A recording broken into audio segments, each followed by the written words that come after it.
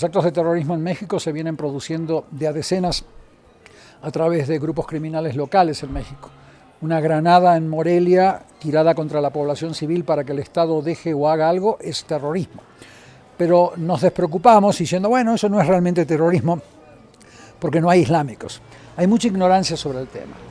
Cualquier acto de violencia contra la población civil para que el Estado haga o deje de hacer algo es un acto de terrorismo. Ahora está muy en las pantallas televisivas y en los periódicos Estado Islámico. Estado Islámico tiene como fin ocupar un territorio, establecer su poder monopólicamente, comenzar a cobrar impuestos, y para llegar a hacer eso se comportan como un grupo criminal organizado disfrazados de islámicos. Cualquier musulmán de Tunisia, de Egipto, desconoce el islamismo de Estado Islámico. Se disfrazan de religiosos, así como los que tiraban bombas en Oklahoma se llamaban cristianos, o el Ku Klux Klan, que colgaba afroamericanos, también se llamaban cristianos, se disfrazaban de cristianos. Lo mismo es entonces ellos van a utilizar cualquier mecanismo para que Estados Unidos y la Unión Europea dejen de intervenir en esas regiones que ellos quieren ocupar, se vayan, que no tengan nada que ver con eso.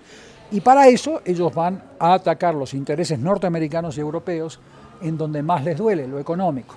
Y ahí entra México, donde hay cuantiosos intereses norteamericanos en México y un Estado muy débil, en donde es un punto muy blando para Estado Islámico y es muy fácil tener una célula durmiente en México y atacar un interés norteamericano, sea un banco o sea una empresa, y eso es muy factible que ocurra. No se puede predecir cuándo exactamente va a ocurrir, pero sí va a ocurrir, eso no hay duda.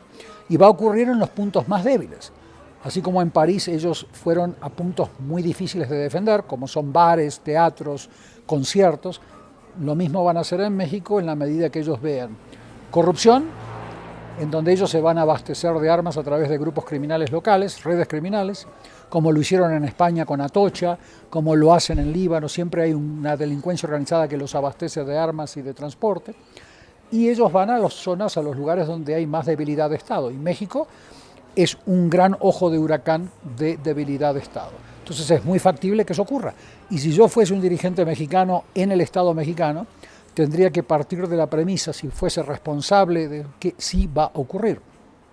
Y hay que prevenir de que ocurra.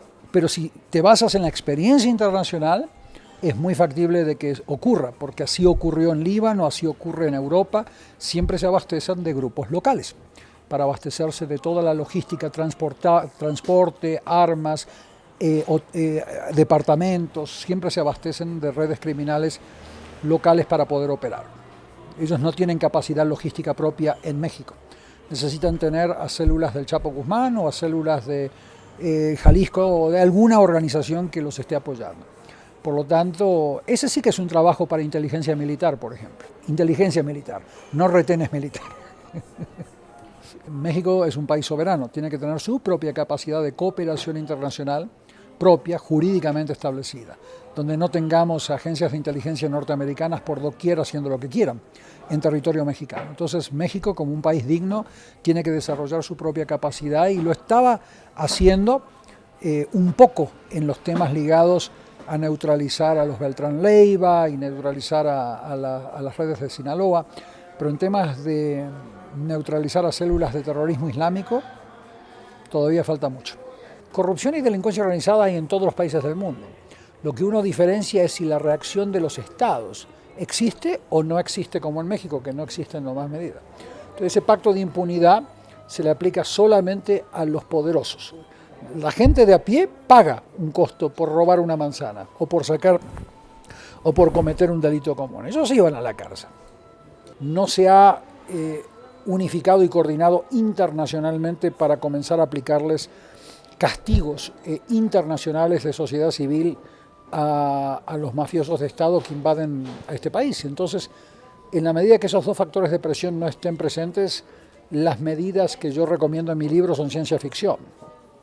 No lo son en Guatemala, no lo son en los países donde las élites políticas están más fragmentadas por su propia historia, como en Guatemala, donde las élites políticas de Ríos Montt, militares, están divorciadas de la élite política de Pérez Molina como presidente, y se pelean entre ellas, se denuncian entre ellas.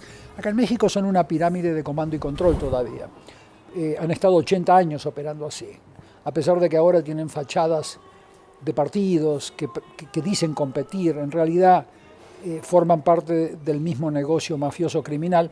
Y lo ves muy bien con el Pacto por México, en donde ahí lo ves a Barbosa abrazándolo al presidente, todos metidos en el mismo negocio de Estado. Entonces, no, en ese tipo de ámbito, la delincuencia organizada política mexicana está mucho más organizada que la delincuencia organizada del Chapo Guzmán, y es mucho más difícil de roer. Necesitas mucha más penalización judicial fuera de México para que comencemos a apoyar a la gente honesta que está trabajando en México. La gente honesta que está trabajando en México hoy está rodeada de mafias a diestra y siniestra y no puede operar.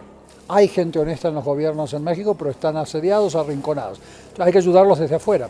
Por más voluntad política que ellos tengan, con voluntad solamente no se marcha.